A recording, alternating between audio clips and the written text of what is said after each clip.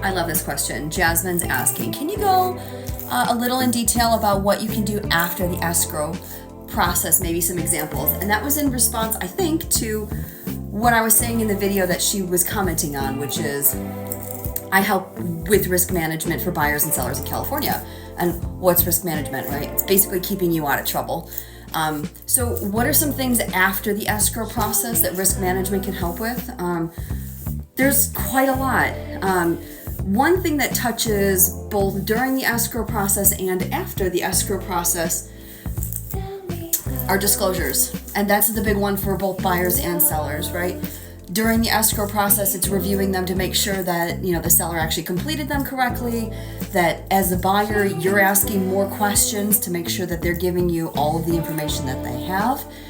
And what that does after the escrow process is that it puts everybody in the boxes that they belong in. So for the buyer, it's making sure that they've asked all the questions so that if something does come up later, the seller's disclosed what they've disclosed, and it's either been a thorough disclosure or it's not. One of the other things that comes up as far as risk management after you close escrow, and this is really more for a buyer, it's your estate plan. Every day and twice on Tuesday. Probate in California is stupid expensive. Just absolutely astronomical. And real estate is primarily, most people's most expensive asset.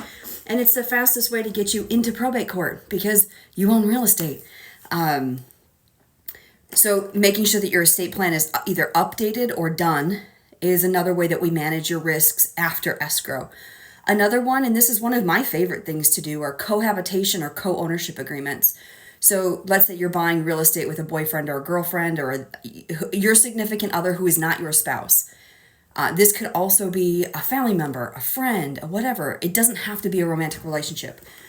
What happens when you want to sell that property, or if you guys end your relationship, whatever form of relationship that is? How do you untangle yourself from that real estate and avoid court? Because I'll tell you now, for as expensive as probate's going to be, it's going to be just as expensive or more to have to litigate if you guys can't deal with your breakup and that real estate. So we do something called cohabitation or co-ownership agreements, depending on what your flavor is. But that's another way that we can help manage your risk. Jasmine, we'll talk some more. That's what most of my content is talking about the different things that we're working on managing your risks for.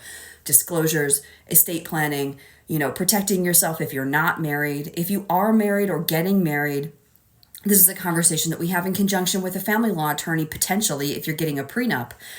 Pro tip, get a prenup. Okay, hope that helps.